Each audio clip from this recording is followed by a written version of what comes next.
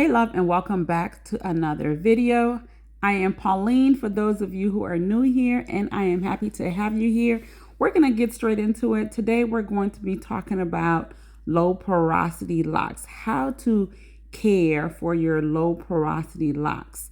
Okay, so we're just going to talk about some quick tips, healthy hair care tips for your low porosity locks. So tune in. All right, so low porosity hair. Low porosity hair just means that the hair is lacking moisture because it has a harder time absorbing the moisture. But with the right adjustment to your regimen, you will easily be able to care for your low porosity hair if you know what to do. But I'm here to help you with that, okay? So when you think about low porosity, think about people with low porosity. That just means that the cuticle, the outer layer of their hair, the cuticle is laid flat. It is not raised. The cuticle is pretty much closed, so it makes it difficult to get moisture in. It is hard to absorb moisture. So I hope that makes sense, okay?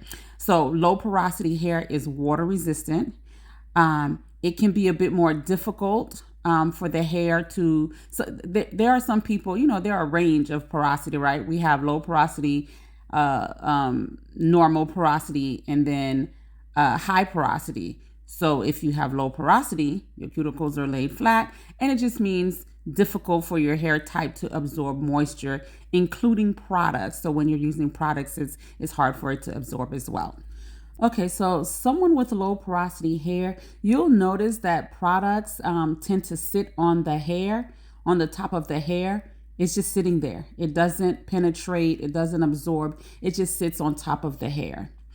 So with the products sitting on top of the hair, it is very easy for you to experience buildup more often than others. Okay, so the buildup could be buildup from the hair products that you're putting on, oils, sweat, dirt, your sebaceous glands, the sebum. So it could be a number of things, even the skin cells, because our skin cells sheds every day. So you can, those could be the different type of buildups you can experience on your hair.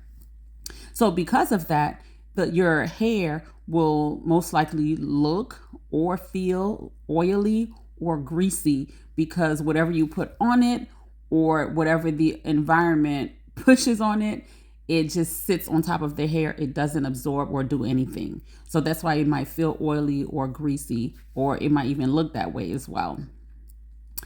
And so because the oils or grease or the products or whatever just sitting on top of the hair, it can also weigh down your hair so that you might not experience a lot of movement in your hair. Your hair doesn't feel as light as it's supposed to feel. So it just feels weighted down because of the products that's just sitting on top, not really doing much for your hair. Okay. So if you're feeling like, this my hair looks dull, that could be a sign. It feels heavy. That could be a sign. It's not as light. It feels weighted. That could be a sign of just products just building up on your hair and just sitting on top and not absorbing. So yeah. Also, with low porosity hair, it takes a little bit longer for the hair to get fully wet. So when you go to shampoo your hair, it takes a little bit longer, right? So I'm showing these products here, and I'm gonna get into the importance of these products for your low porosity hair. All right, so and it can also take a little bit longer for your hair to dry as well with low porosity. So just think about low porosity hair overall. It is prone to buildup because of the product sitting on the hair instead of penetrating the hair shaft. So with that, with all the things that I mentioned about what you can experience, it is very important for you to shampoo your hair more often. So someone who has low porosity may have to shampoo their hair more often than someone with high porosity because of buildup. People with low porosity, I know a lot of times people ask me, how often should I shampoo? How often should I shampoo? I would recommend somebody with low porosity to wash once a week or every other week. And honestly, it depends on how much product you're putting on your hair in between shampoos and how much buildup you're getting on your hair. So natural buildups like your natural sebum, outside influences like the environment, sweating and pollen, dirt, and all this other stuff. So you want to consider that too. So the more product you use, the more often you would have to shampoo your hair, if that makes sense. All right. So let's talk about low porosity routine that you can think about for your hair. So with low porosity routine, it typically involves using lightweight products because you don't want your hair to be weighed down. And you want lightweight products because the lighter it is, the easier it is to absorb into the hair. You want to stick with water-based products. Water-based products, because it's mostly water, it is easier to absorb as well. And it's best to apply products to your hair when your hair is damp, when you have low porosity. If your hair is dry, it is kind of pointless to apply products to your hair when it's dry. It's best to do it damp or right after you shampoo your hair because it will just help absorb easily. And if you're going to shampoo your hair with warm water. I showed the clarifying shampoo earlier because it is very important to clarify your hair. That should be the first shampoo you use with low porosity hair. You want to clarify your hair because your hair is prone to buildup. So because of that, clarifying is like your first go-to shampoo. The clarifying shampoo helps strip any type of buildup residue that you might have. And another thing, it is very important that you use heat or steam to help products penetrate the hair shaft. So heat helps to lift the cuticle, help to, lift it a little bit, help it to rise. So if you are washing your hair, you want to use warm water, heat will help the product to penetrate. So we talked about shampooing, lightweight products, and even with your leave-in conditioner, you want to make sure that it is very lightweight as well. And then you also want to do occasional deep conditioning treatments as well. All right, so let's go into the steps when you think about your hair. Let's talk about a routine. First, you want to cleanse with the clarifying shampoo, which I mentioned earlier, and then you want to go in with your moisture shampoo or hydrating shampoo. That's if you are completely locked. If you are not completely locked, just stick with the clarifying shampoo. And then you want to do a leave-in. You want to condition your hair if you are completely locked. So you want to condition your hair and make sure that it's lightweight, that it's not too heavy. And when you do condition, you want to make sure you rinse your hair out very, very well, okay? So there's no residue left on your strands. Once you're done with that, then you want to spray your hair. You want to dry your hair with a towel. Then you want to spray your hair with a water-based, lightweight leave-in conditioner.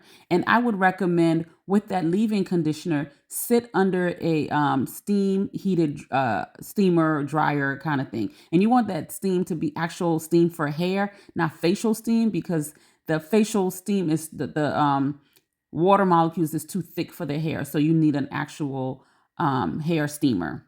Okay, if you don't have that, you can put a processing cap over your locks, sit under the dryer for like 15 minutes just to help opening up those cuticles to help so the product can penetrate a little bit better. Okay, so I hope that makes sense. That will be your routine. And then when you get through, you can seal your cuticles with oil to trap in that moisture. Once you put it in, oil your scalp because you don't want to forget about your scalp. Okay.